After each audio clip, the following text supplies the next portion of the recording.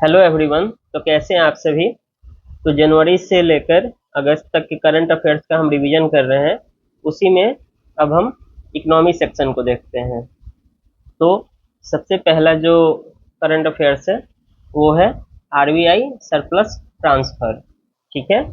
तो reserve bank ने 2024 में सरकार को 2.11 लाख करोड़ रुपए का सरप्लस ट्रांसफर किया है। ठीक है। जो जो लास्ट ईयर ट्रांसफर किया गया था मनी, उससे दोगुने से भी अधिक है। तो लास्ट ईयर 86,416 करोड़ रुपए किए गए थे और इस बार 2.11 लाख करोड़ रुपए सरप्लस ट्रांसफर किए गए हैं। तो बेसिकली ये आंकड़े याद नहीं रखना है, बस एक ध्यान रखना है। और अब तक का ये सबसे अधिक ट्रांसफर किया गया राशि है। ठीक है। इससे संबंधित जो समितियां हैं उसको देखते हैं। तो पहले क्या था कि आरबीआई सरप्लस का बड़ा हिस्सा आकस्मिक निधि के रूप में रखती थी या परिसंपत्ति विकास के लिए रखती थी। बाद में मालेगांव समिति के सिफारिश के बाद जो 2013 में आई थी, ट्रांसफर की सरप्लस राशि को सरकार के लिए बढ़ा दिया गया।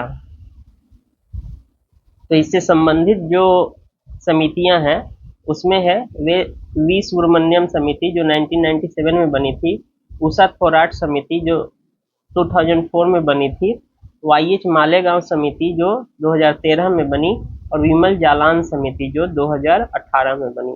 तो कम से कम आप ये मालेगांव समिति और विमल जालान समिति अवश्य याद रखिए। तो नेक्स्ट जो न्यूज़ है वो है लॉजिस्टिक प्रदर्शन सूचकांक रिपोर्ट 2023। यह कौन जारी करता है? तो विश्व बैंक जारी करता है। इसमें भारत का स्थान 2023 में 38वां है और ये 139 देशों में है।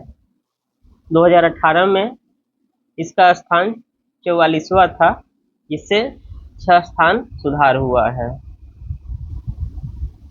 इसी से संबंधित देखिए एक लीड्स रिपोर्ट है जो 2023 में जारी किया गया था, logistic is across different state.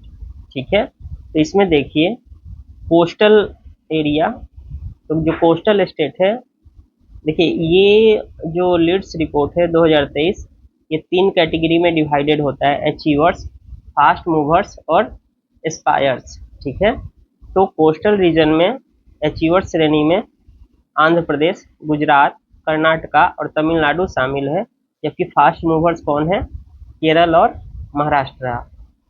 और इंस्पायर श्रेणी में है गोवा, उड़ीसा और पश्चिम बंगाल। लैंड लॉक में देखिए तो अचीवर श्रेणी में है हरियाणा, पंजाब, तेलंगाना और उत्तर प्रदेश। और फास्ट मूवर्स में मध्य प्रदेश, राजस्थान, उत्तराखंड।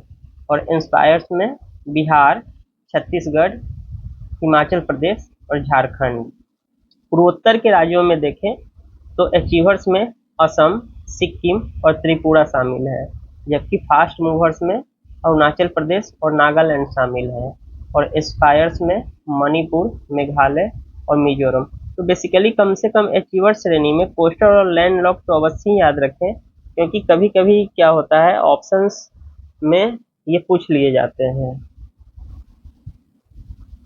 केंद्र शासित प्रदेश में देखें तो चंडीगढ़ और दिल्ली, और उसके बाद अंडमान निकोबार, लक्षद्वीप और पौंडीचेरी, ये फास्ट मूवर्स में हो गया। और इंस्पायर में दमन एंड दीव, दादर नगर हवेली, जम्मू कश्मीर और लद्दाख शामिल हैं। नेक्स्ट जो न्यूज़ है वो है एंजल टैक्स से संबंधित। बजट 2024-25 में सरकार ने सभी वर्गों के निवेशकों के लिए एंजल टैक्स को समाप्त कर दिया है। ठीक है। और ये इसलिए किया गया है ताकि उद्यमशीलता, एंटरप्रेन्योरशिप बढ़ सके, उसके लिए कंड्यूसिव इन्वायरमेंट क्रिएट हो सके और नवाचार बढ़ाया जा सके, इनोवेशन। अब देख लेते हैं कि एंजल टैक्स कहते किसको हैं। तो एंजल टैक्स गैर सूचीबद्ध कंपनियां, जो कंपनियां लिस्टेड नहीं होती है या स्टार्टअप्स द्वारा जुटाई गई अतिरिक्त राशि पर लगाया जाने वाला आयकर है, मतलब इनकम टैक्स है। तो जो भी कंपनियां लिस्टेड नहीं है, चाहे जो नए स्टार्टअप्स बने हुए हैं, वो जो राशि कहीं से जुटाती है तो उसी पर लगाया जाने वाला यह क्या है? इनकम टैक्स है। इसके तहत स्टार्टअप का उचित बाजार मूल्य और उसके द्वारा इससे अधिक जुटाई गई राशि को आय माना जाता है, और ये जो अतिरिक्त आय जुटाया गया उसी पर एंजल टैक्स लगाया जाता है। तो जैसे देखिए, मान लीजिए जाए किसी स्टार्टअप कंपनी का जो मार्केट कैप है, उचित बाजार मूल्य, वो 1 करोड़ रुपया है, और उसने एंजल इन्वेस्टर के द्वारा 1.5 करोड़ रुपया जुटा लिया, तो दोनों के बीच में कितना का डिफरेंस हो गया? 50 लाख का।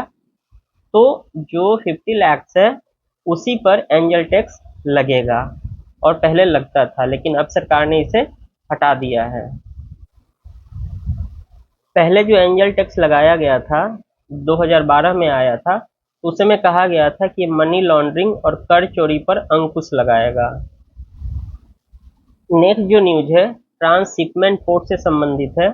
भारत में जो केरल है वहां पर Vizhinjam international transshipment deep water multipurpose sea port अभी निर्मित हुआ है, और उस पर पहला मालवाहक जहाज आया है।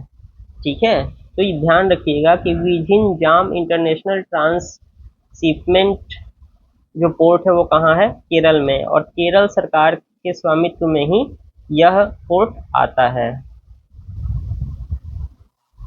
भारत में कुछ संरचनात्मक परिवर्तन हुए हैं, उसके रिपोर्ट को देख लीजिए। तो आउटपुट में संरचनात्मक परिवर्तन क्या हुआ है? तो कुल उत्पादन में कृषि और संबंध गतिविधियों में 1972-73 में 42% अर्थव्यवस्था में इसकी भागीदारी थी, तो 2019-20 में यह घट के कितना हो गया है? 15%। तो पहले की अपेक्षा कृषि और संबंध गतिविधियों की भागीदारी अर्थव्यवस्था में घटी है। उसी प्रकार उद्योग क्षेत्र में देखें तो 1972-73 में 24% थी, जो अब बढ़ के लगभग 26% हो गई है, 25.9%।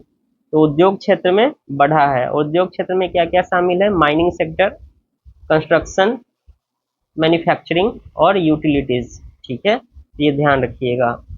इसके बाद सर्विस सेक्टर में देखें तो 1970 में इसकी भागीदारी 34.5% थी, जो 2020 में बढ़कर 55.3% हो गई। तो आपको पता ही है कि ये सजाने के लिए आता है असेंडिंग या डिसेंडिंग ऑर्डर में कि किस क्षेत्र की भागीदारी कितनी है। तो सबसे ज़्यादा सर्विस सेक्टर, देन उद्योग क्षेत्र, देन कृषि और संबंध गतिविधि।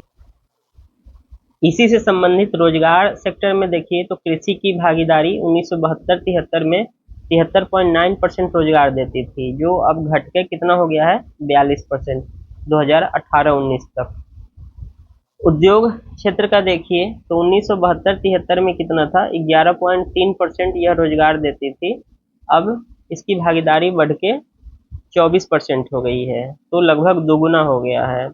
सर्विस सेक्टर में देखें तो 1972-73 में 14.8% रोजगार देती थी, जो 2019-20 में 30.7% हो गई है।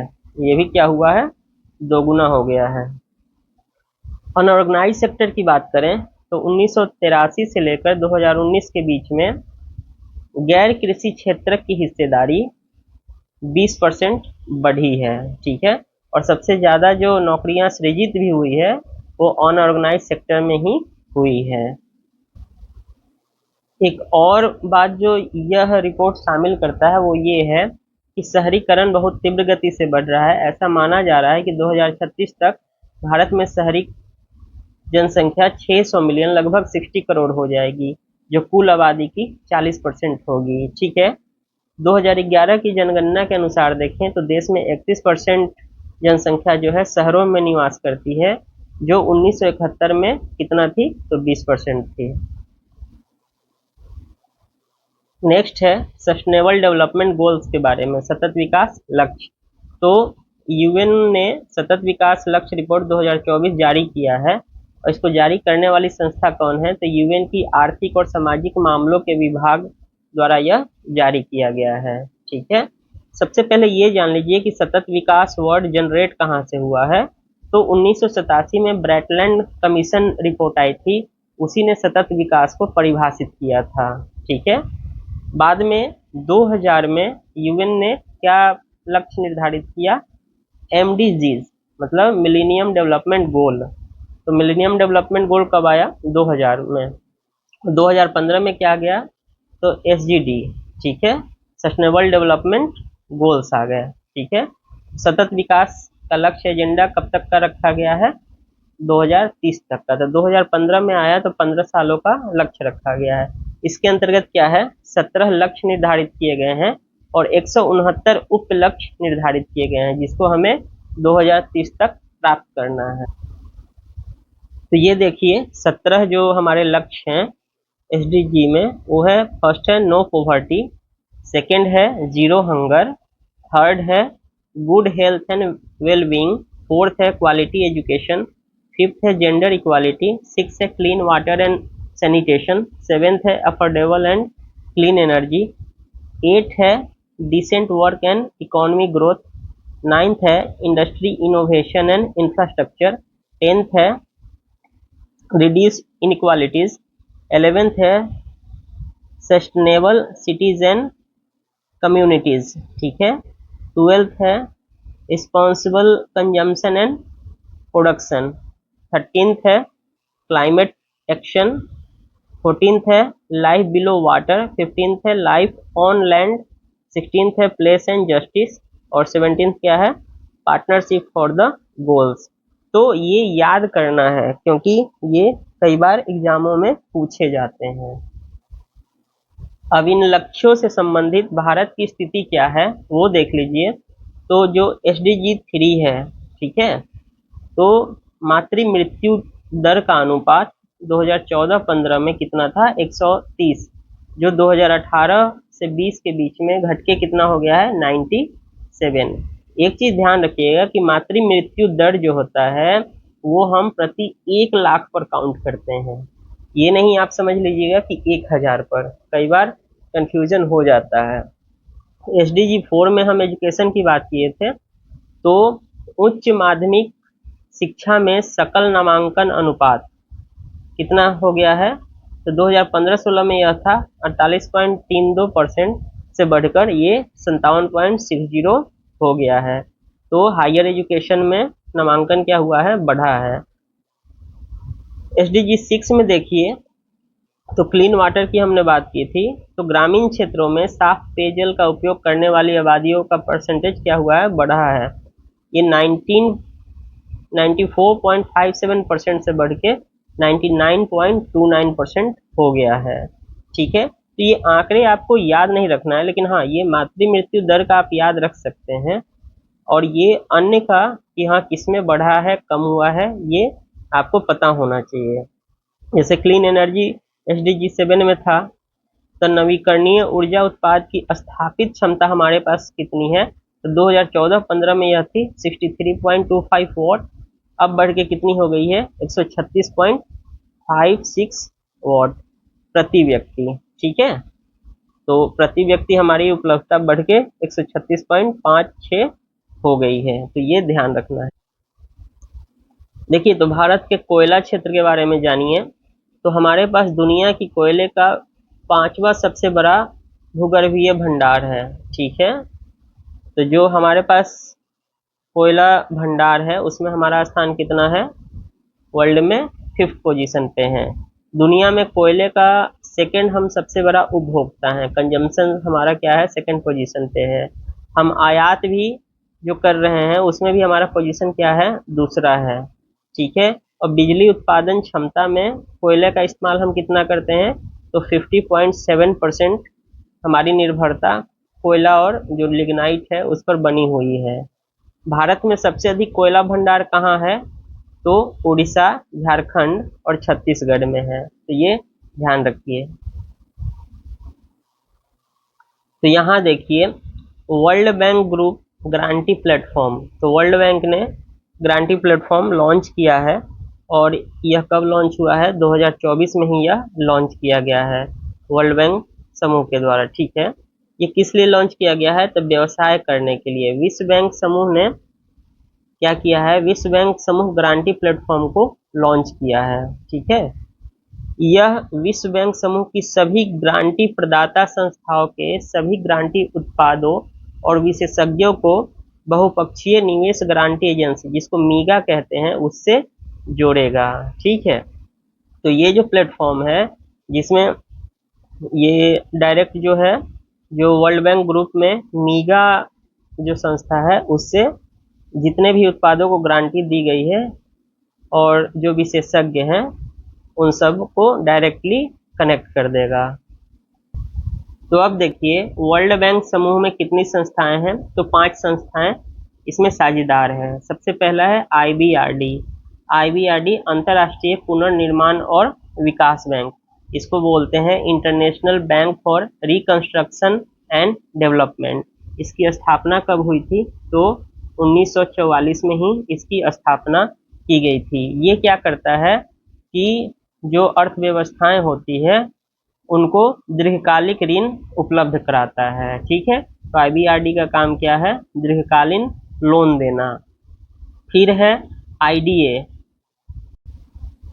IDA का काम क्या है, तो इसकी स्थापना की गई थी 1960 में, और इसका काम क्या है कि जो लो इनकम इकोनॉमीज होती है उनके गरीबी निवारण प्रोग्राम के लिए यह लोन प्रदान करती है। ठीक है, और ये दोनों संस्थाएं मिलकर ही वर्ल्ड बैंक कहलाती है। ठीक है, तो ये भी ध्यान रखिएगा। एक है IFC। तो IFC की स्थापना कब हुई, 1956 में। इसका फुल फॉर्म क्या होता है, इंटरनेशनल फाइनेंस कॉरपोरेशन, अंतर्राष्ट्रीय वित्त निगम। तो ये क्या करती है कि किसी भी देश की जो निजी क्षेत्र की कंपनियां हैं उनको दीर्घकालीन लोन उपलब्ध कराती है। ठीक है, तो IFC का काम ये है। नेक्स्ट जो है मीगा, जिससे जो अभी प्लेटफॉर्म लॉन्च किया गया है वो पोर्टल कनेक्टेड रहेगा। तो मीगा क्या है, बहुपक्षीय निवेश गारंटी एजेंसी है, मल्टीलेटरल इन्वेस्टमेंट गारंटी एजेंसी। इसकी स्थापना कब हुई, 1988 में हुई थी। ठीक है, और इसका काम क्या है, तो जो राजनीतिक जोखिम है उसके विरुद्ध यह गारंटी प्रदान करती है, मतलब इंश्योरेंस उपलब्ध कराती है। नेक्स्ट जो है वो है आपका ICSID, अंतर्राष्ट्रीय निवेश विवाद निपटान केंद्र। तो ICSID क्या है, यह international centre for settlement of investment dispute है। इसकी स्थापना कब हुई, 1966 में ही। तो यह विवाद निपटारा केंद्र है। अब देखिए मैंने आपको ऊपर बताया कि IBRD और IDA मिलकर वर्ल्ड बैंक बनाते हैं। भारत ऊपर की 4 संस्थाओं में शामिल है, लेकिन भारत ICSID में शामिल नहीं है। ठीक है, तो ये इसका भाग, भारत इसका सदस्य नहीं है, ये ध्यान रखना है।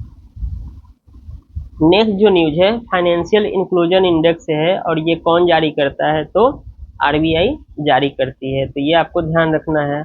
एक न्यूज है सीहर कार्यक्रम से। ठीक है, ये क्या है, महिला उद्यमिता मंच है, और ट्रांस यूनियन सिविल ने सीहर कार्यक्रम शुरू किया है। और महिला उद्यमिता मंच क्या है, तो यह पब्लिक प्राइवेट पार्टनरशिप पर आधारित प्लेटफॉर्म है, और इसे शुरू कौन किया था, इसे नीति आयोग ने इसे शुरू किया था, तो ये ध्यान रखना है। नेक्स्ट जो है HDR report, human development report 2023-24 release किया गया है, और इसको रिलीज करने वाली संस्था कौन है, UNDP, United National Development Programme. ठीक है, इस बार का शीर्षक क्या है, breaking the gridlock, reimagining cooperation in a polarised world. ठीक है, तो ये ध्यान रखना है। भारत का स्थान कितना है, तो 193 देश में भारत का स्थान 134वां है, और इसकी वैल्यू कितनी दी गई है, तो 0.644। ठीक है, प्रथम स्थान पर कौन है, तो स्विट्जरलैंड है। तो भारत का HDI रिपोर्ट जो है डाउन ही हुआ है, और यह रिपोर्ट कब से जारी की जा रही है, तो UNDP प्रत्येक ईयर 1990 से इसे जारी करता आ रहा है। तो SBI ने एक शोध रिपोर्ट पेश किया, उन्होंने बताया कि व्यक्तिगत आय में असमानता में कमी आ रही है। तो हमें इस पर ध्यान नहीं देना है, हमें देखना है कि आय की असमानता की माप की कैसे जाती है, तो वो जो है गिनी कोफिशिएंट के द्वारा किया जाता है। और गिनी कोफिशिएंट होता क्या है, तो गिनी कोफिशिएंट आय तथा संपत्ति संबंधी असमानता की एक सांख्यिकीय माप है। ठीक है, इसमें क्या होता है, अगर जीरो वैल्यू है तो पूर्ण समानता मानी जाती है, अगर वैल्यू 1 है तो पूर्ण असमानता मानी जाती है। एक बात और महत्वपूर्ण है, जब वैल्यू 0.40 से अधिक हो तो गिनी गुणांक को अधिक असमानता का सूचक माना जाता है और इसको लॉरेंज कर्व के द्वारा दिखाया जाता है। तो ये देखिए, ये लॉरेंज कर्व है, ठीक है, और ये परफेक्ट इक्वालिटी, और परफेक्ट इक्वालिटी मतलब अगर 0 आ गया तो परफेक्ट इक्वालिटी हो जाएगा, और अगर 1 पर आ गया आप तो क्या होगा, सबसे ज़्यादा असमानता दिखाई देगी। ठीक है, और गिनी इंडेक्स निकालते कैसे हैं, तो A/A+B। तो A क्या है, ये एरिया देखिए, और A+B क्या होगा, तो ये पूरा एरिया A+B कहलाता है। तो इसके आधार पर ही हम गिनी इंडेक्स को बनाया जाता है। ठीक है, तो ये ध्यान रखना है। नेक्स्ट जो न्यूज़ है, inclusive access to advance AI, अत्याधुनिक आर्टिफिशियल इंटेलिजेंस से संबंधित है। इसको विश्व आर्थिक मंच के एआई गवर्नेंस अलायंस ने एआई तथा समावेशी पहुंच के लिए वैश्विक प्रयास करने की सिफारिश की है। ठीक है, और एआईजीए, ठीक है, एआई गवर्नेंस अलायंस का गठन कब किया गया था, तो 2023 में किया गया था। इस बार का लक्ष्य क्या था, मेन मुद्दा, तो जो जनरेटिव एआई के लिए नैतिकता संबंधी दिशा निर्देश एवं गवर्नेंस फ्रेमवर्क विकसित करना है। तो एआई का क्या मोरल वैल्यूज हो सकता है, इथिक्स हो सकता है, उसके लिए फ्रेमवर्क तैयार करने पर बल दिया जा रहा है। अब देख लेते हैं कि जनरेटिव एआई होता क्या है। तो यह एआई की ही एक तकनीक है। यह text, image, audio, synthetic data सहित अलग अलग प्रकार के कंटेंट बनाने में सक्षम होती है। अब ये जान लीजिए कि वर्ल्ड इकोनॉमिक फोरम, विश्व आर्थिक मंच है क्या, तो यह एक अंतर्राष्ट्रीय गैर लाभकारी संगठन है और इसका मुख्यालय कहाँ है, जिनेवा, स्विट्जरलैंड में है। ठीक है, हाल ही में WEF की बैठक हुई थी 2024 और उसी में AIGA पर अत्याधुनिक एआई नई रिपोर्ट जारी किया गया, जिस रिपोर्ट के बारे में मैंने चर्चा की। तो वर्ल्ड इकोनॉमी फोरम, विश्व आर्थिक मंच ने एक और रिपोर्ट जारी किया है, फ्यूचर ऑफ ग्रोथ रिपोर्ट 2024। ठीक है, और इसको तैयार कैसे किया गया है, तो इसके लिए 4 आयामों को चुना गया है। ठीक है, और इसमें कितने सदस्यों को शामिल किया गया है, तो 107 देशों को। और ये 4 स्तंभ कौन कौन से हैं, तो नवप्रवर्तन, समावेशिता, संधारणीयता और लचीलापन। ठीक है, इनोवेटिवनेस, सस्टेनेबिलिटी, इंक्लूसिवनेस और रिजिलियंस। तो ये 4 जो हैं स्तंभ के आधार पर फ्यूचर ऑफ ग्रोथ रिपोर्ट तैयार किया गया है। तो नेक्स्ट जो न्यूज है, solar power scheme for PVTGs habitations. ठीक है, विशेष रूप से संवेदनशील जनजातीय समूह के लिए नई सौर ऊर्जा योजना। ठीक है, तो विशेष रूप से संवेदनशील जनजातीय समूह की बस्तियों और गांवों के लिए नई सौर ऊर्जा योजना शुरू की गई है और इसको राष्ट्रपति ने PM जनमान के तहत इसे लागू करने की मंजूरी दे दी है। ठीक है, तो अब देख लेते हैं कि पीवीटीजी कहते किसको हैं।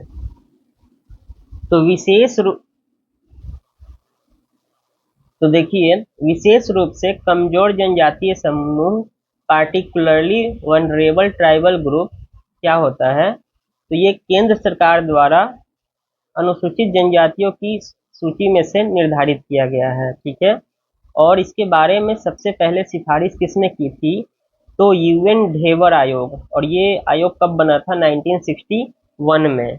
तो उन्हीं की सिफारिशों के आधार पर सबसे पहली बार 1975 में आदिम जनजाति समूह, प्रिमिटिव ट्राइबल ग्रुप के रूप में इन्हें मान्यता दी गई थी। बाद में क्या हुआ कि जो प्रिमिटिव ट्राइबल ग्रुप्स थे, 2006 में उनका नाम बदल दिया गया और कर दिया गया पीवीटीजीज, ठीक है। और पीवीटीजीज की पहचान के लिए मापदंड क्या है कि वो आदिम कृषि प्री एग्रीकल्चर प्रणाली को अपनाए रखे हों, वहां प्रचलित हो, अन्य जनजातियों की तुलना में उनके अंदर क्या हो, साक्षरता दर कम हो, आर्थिक पिछड़ेपन हो और घटती या स्थिर जनसंख्या हो। तो ये मापदंड है इस कैटेगरी में आने के लिए। नेक्स्ट न्यूज है यूरिया गोल्ड के बारे में। तो आर्थिक मामलों के मंत्रिमंडलीय समिति ने यूरिया गोल्ड को बाजार में लाने की मंजूरी दे दी है। तो हमें जानना है कि यूरिया गोल्ड होता क्या है। तो यूरिया गोल्ड एक फर्टिलाइजर है जो सल्फर लेपित यूरिया है, ठीक है। तो ये इसमें मतलब यूरिया को किससे कोट किया गया है, तो सल्फर से। तो सल्फर कोटेड यूरिया को ही यूरिया गोल्ड कहा जा रहा है। देखिए ये ध्यान रखिएगा, यह जैविक उर्वरक नहीं है, मतलब ऑर्गेनिक फर्टिलाइजर नहीं है। और ये क्या करता है, मृदा में धीरे धीरे नाइट्रोजन की आपूर्ति को बढ़ाता है, जिससे मृदा की प्रोडक्टिविटी बढ़ती है। तो नेक्स्ट न्यूज क्या है, स्टैंडर्डाइजेशन इन इंडिया, भारत में मानकीकरण। तो ये करने वाली संस्था कौन है, तो BIS, ठीक है, भारतीय मानक ब्यूरो, ठीक है। और BIS का 77वां स्थापना दिवस था। BIS काम क्या करती है, तो ये राष्ट्रीय मानक निर्धारण करने वाला एक संगठन है, ठीक है। इसकी स्थापना संसद के 1986 में एक अधिनियम के द्वारा किया गया। तो ये एक कैसा बॉडी है, स्टैट्यूटरी बॉडी है। और यह स्थापित कब हुआ, तो 1 अप्रैल 1987 से यह कार्य करना शुरू कर दिया। इसमें संशोधन भी हुआ है, भारतीय मानक ब्यूरो अधिनियम 2016 में संशोधन किया गया, इसे राष्ट्रीय मानक निर्धारण संस्था के रूप में स्थापित किया गया है, ठीक। तो देख लीजिए BIS किन किन वस्तुओं को प्रमाणीकरण देता है, ठीक है। तो ISI, ठीक है, ये हॉलमार्क किस पर देता है, यह मानक भारत में मानक औद्योगिक उत्पादों के लिए प्रयोग किया जाता है, ठीक है, इंडस्ट्रियल प्रोडक्ट्स के लिए। इलेक्ट्रॉनिक्स जैसे कुछ उत्पाद के लिए यह अनिवार्य है, ठीक है। तो जो इलेक्ट्रॉनिक्स उपकरण होते हैं, इक्विपमेंट्स होते हैं जो बाजार में उपलब्ध है प्रोडक्ट, उसके लिए यह अनिवार्य है। जबकि कुछ अन्य जो उत्पाद होते हैं उनके लिए यह क्या है, ऑप्शनल है, स्वैच्छिक है। लेकिन कुछ के लिए क्या है, अनिवार्य है। तो ये ध्यान रखना है। फिर एक दूसरा जो है BIS हॉलमार्क होता है। तो यह सोने और चांदी जैसे बहुमूल्य धातुओं के आभूषणों की बिक्री के लिए हॉलमार्किंग प्रणाली है। तो BIS हॉलमार्क किस पे आता है, तो सोना और चांदी जैसे बहुमूल्य आभूषणों पर, ठीक है। यह धातु की शुद्धता की प्रमाणिकता को निर्धारित करता है, ठीक। एक होता है मार्क, इसके तहत पर्यावरण के अनुकूल उत्पादों की लेबलिंग की जाती है। तो ये 3 चीज आप ध्यान रखेंगे। नेक्स्ट है अटल सेतु नहावा सेवासी लिंक, ठीक है। इसको प्रधानमंत्री ने उद्घाटित किया। यह देश का सबसे लंबा समुद्री पुल है, जिसे मुंबई ट्रांस हार्बर लिंक भी कहा जा रहा है, ठीक है। इसकी कुल लंबाई कितनी है, तो 21.8 किलोमीटर। और यह समुद्र में कितना बना हुआ है, तो 16.5 किलोमीटर। यह मुंबई में सेवरी को रायगढ़ जिले में नहावा सेवा से जोड़ेगा। इससे मुंबई नवी मुंबई के बीच यात्रा करना आसान हो जाएगा। लेकिन इस पर आपको पता नहीं होगा, टैक्स बहुत ज़्यादा है, टोल टैक्स। एक न्यूज़ क्या है, D-SIBS 2023 सूची। तो इसको जारी कौन करता है, तो RBI जारी करती है। और D-SIBS का मतलब क्या है, डोमेस्टिक सिस्टमैटिकली इम्पोर्टेड बैंक्स। तो इसमें जो नई सूची जारी की गई है उसमें 3 बैंक शामिल है, एक है SBI, दूसरा है HDFC और तीसरा है ICICI बैंक, ठीक है। तो एक वर्ड काफी चर्चा में रहा है, वो है रिवर्स फ्लिप, ठीक है। तो कई स्टार्टअप रिवर्स फ्लिपिंग, वो फ्लिपिंग के का उल्टा है। तो फ्लिपिंग कहते किसको है, यह एक भारतीय कंपनी या स्टार्टअप के संपूर्ण स्वामित्व को एक विदेशी कंपनी को हस्तांतरित करने की प्रक्रिया है। तो जैसे फ्लिपिंग में क्या होता है कि कोई आपने स्टार्टअप बनाया और उसको क्या किया, आपने विदेशी कंपनी को बेच दिया, ठीक है। तो तो जो संपूर्ण स्वामित्व होगा वो किसके पास चला जाएगा? विदेशी कंपनी के पास। लेकिन अब क्या है कि रिवर्स फ्लिपिंग हो रही है, उसमें क्या है कि उन कंपनियों या स्टार्टअप के स्वामित्व को वापस भारत में स्थानांतरित करने की प्रक्रिया से संबंधित है ये, ठीक। और जैसे ही रिवर्स फ्लिपिंग हो जाए तो कंपनी क्या कर सकती है? स्टॉक एक्सचेंज में लिस्ट करा सकती है।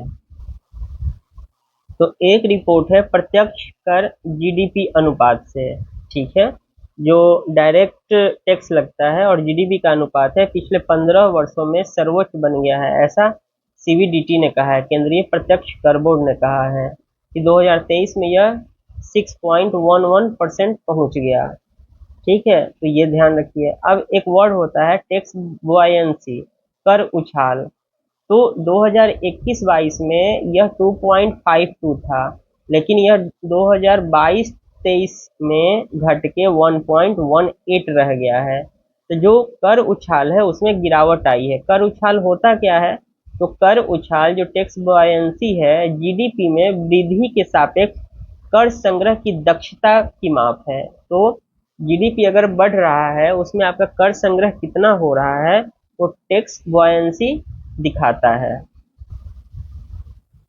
तो जो कर राजस्व है उसे तब हम उछालपूर्ण कहेंगे, बुआयंट कहा जाता है, जब कर की दरें अपरिवर्तित रहे, ठीक है, और जीडीपी में समृद्धि की तुलना में कर संग्रह के अनुपात में वृद्धि हो, ठीक है। तो अगर कर दर में हमने कोई चेंजेज नहीं किया और जीडीपी वृद्धि कर रही है और उसके तुलनात्मक रूप से जो टैक्स संग्रह है, टैक्स कलेक्शन है, उसका अनुपात भी बढ़ता हो, तब हम इसे कर उछाल कहते हैं, ठीक है। लेकिन अभी देखिए इसमें गिरावट दर्ज की गई है, इसका मतलब यह सही नहीं है। और ये लास्ट आज का न्यूज़ देखिए, 16 फाइनेंस कमीशन के बारे में है। तो भारत सरकार ने 16वां वित्त आयोग का गठन कर दिया है और इसे 16वें वित्त आयोग का गठन राष्ट्रपति की मंजूरी से संविधान के अनुच्छेद 280 ए के तहत किया गया है। तो एक चीज़ आप पॉलिटी में देख लेंगे कि फाइनेंस कमीशन में कितने सदस्य होते हैं, तो 1+4 होते हैं, देख लीजिएगा।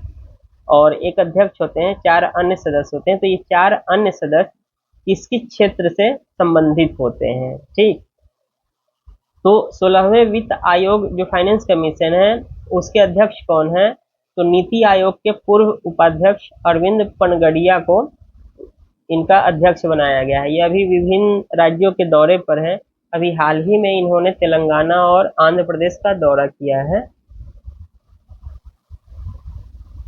और 16वां वित्त आयोग अपनी सिफारिश जो करेगा वो 1 अप्रैल 2026 से लेकर अगले 5 साल तक यह लागू रहेगा। अब देख लेते हैं 15वां वित्त आयोग। अभी हाल ही में कई एग्जामों में इससे क्वेश्चन आए हैं। तो इसके अध्यक्ष कौन थे? एनके सिंह थे, ठीक है। और इसका गठन कब किया गया? 2017 में किया गया था। आयोग ने 2020-21 तथा 2021-22 से लेकर 2025-26 तक की अवधि के लिए सिफारिश किया है। तो जो वर्टिकल डिवोल्यूशन है, ठीक है, जो केंद्र राज्य के बीच में जो कर की हिस्सेदारी होती है, ऊर्ध्वाधर अंतरण, वो कितना है? तो 41% है, ठीक है। आयोग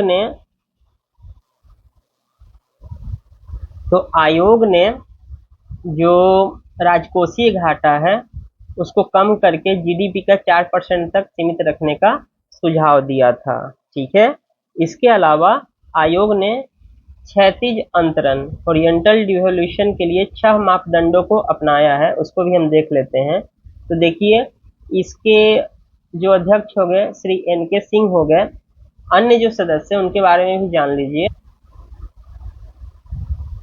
तो जो अन्य सदस्य हैं उसमें पहले श्री शक्तिकांत दास जो भी आरबीआई के गवर्नर हैं वो शामिल थे, प्रोफेसर अनूप सिंह भी शामिल थे, और ये दोनों क्या थे? पूर्णकालिक सदस्य थे, ठीक है। तो जब शक्तिकांत दास जी को आरबीआई का गवर्नर बना दिया गया तो उनके जगह पर श्री अजय नारायण झा को इसका पूर्णकालिक सदस्य बनाया गया। अन्य जो 2 अंशकालिक सदस्य थे वो थे डॉक्टर अशोक लाहिड़ी और नीति आयोग के एक और सदस्य थे डॉक्टर रमेश चंद्र। तो ये क्या थे, अंशकालिक सदस्य थे। तो 2 पूर्णकालिक सदस्य हो गए, 2 अंशकालिक सदस्य हो गए, और इसके सचिव कौन थे, तो श्री अरविंद मेहता थे। तो ये ध्यान रखना है। अब जो 15 फाइनेंस कमीशन ने जो ओरिएंटल डिवोल्यूशन मतलब क्षैतिज अंतरण के लिए मापदंड निर्धारित किए हैं उसके बारे में जान लीजिए। इससे अभी एग्जाम में क्वेश्चन आए हैं। तो देखिए, उन्होंने क्या कहा कि जनसंख्या को उन्होंने 15% भारांश दिया है वेटेज, क्षेत्रफल के लिए भी 15%, वन एवं पारिस्थितिकी के लिए 10%, आय अंतरण के लिए 45%, कर एवं राजकोषीय प्रयास के लिए 2.5% और जनसांख्यिकीय निष्पादन के लिए 12.5%। ठीक है, तो इसमें समझने वाली बात क्या है कि हम तुलना करके देख लेते हैं कि 14th फाइनेंस कमीशन और 15th फाइनेंस कमीशन में क्या स्थिति है। तो जो इनकम डिस्टेंस है, जो आय अंतर हमने बोला, यहाँ कितना था, 45%। तो 14th फाइनेंस कमीशन ने इसे 50% दिया था। पॉपुलेशन जो 14th फाइनेंस कमीशन ने 1971 के पॉपुलेशन को ही शामिल रखा था और उसका भारांश था 17.5%। लेकिन जो 15वां वित्त आयोग है उसने क्या किया कि 1971 के पॉपुलेशन जनसंख्या को इसमें शामिल नहीं किया है, और 14th फाइनेंस कमीशन ने 1971 की जनसंख्या को भी शामिल किया था और साथ में 2011 की भी जनसंख्या को शामिल किया था। तो 2011 की जनसंख्या के अनुसार 15th फाइनेंस कमीशन ने इसका भारांश 15% रखा है, जबकि 14th फाइनेंस कमीशन ने 10% रखा था। इसके साथ ही एरिया, क्षेत्रफल, तो दोनों ने इसको 15% ही वेटेज दिया था। फॉरेस्ट कवर, तो 14th फाइनेंस कमीशन ने फॉरेस्ट कवर को 7.5% वेटेज दिया था, लेकिन 15th फाइनेंस कमीशन में इस कैटेगरी को हटा दिया गया। उसकी जगह पर फॉरेस्ट एंड इकोलॉजी शब्द को जोड़ा गया और इसके आधार पर 15th फाइनेंस कमीशन ने इसे 10% वेटेज दिया है। डेमोग्राफिक परफॉर्मेंस को 14th फाइनेंस कमीशन में शामिल नहीं किया गया था और 15th फाइनेंस कमीशन ने इसे 12.5% वेटेज दिया है। टैक्स एफर्ट मतलब आप कर के लिए क्या प्रयास कर रहे हैं, कर एवं राजकोषीय प्रयास क्या रहा है। तो 14th फाइनेंस कमीशन में यह कैटेगरी नहीं था, लेकिन 15th फाइनेंस कमीशन ने इसके लिए 2.5% वेटेज दिया है। तो ये ध्यान रखिएगा, ठीक है, क्योंकि अभी हाल ही में पॉपुलेशन को लेकर ही क्वेश्चन पूछ दिए गए थे। तो चलिए मिलते हैं नेक्स्ट क्लास में। चैनल को सब्सक्राइब कीजिए, लाइक कीजिए, शेयर कीजिए, बेल आइकन को दबाइए, नोटिफिकेशन पाइए। धन्यवाद।